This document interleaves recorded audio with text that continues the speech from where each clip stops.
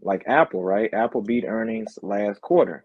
But as we know, when it comes to investing, that's great. Earnings is very important. But the second half to that is guidance. So they talk about the guidance. Whether they see the outlook in future quarters or for the rest of the year. And that can sometimes can move the stock too as well. Because if you have the company that performs with an issue weaker guidance, that may trigger a sell-off. And so I think that's what some of the things that we were seeing in this market with all this volatility. You had companies that were beating earnings, still getting hammered, right? Getting hammered. The market was not valuing the fundamentals.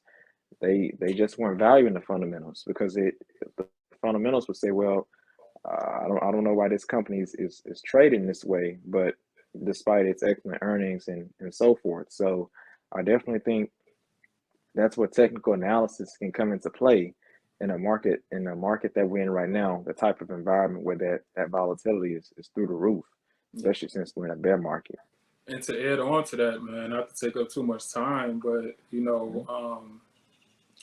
there's people who claim that technical analysis is the end all be all, and then you'll have your group of people that say fundamentals is the end all be all. But we just have to throw away the ego and just realize that it takes a bowl of soup, to get full. So you mentioned Apple with, there was a lot of companies that were missing earnings, even fundamentally in shape companies.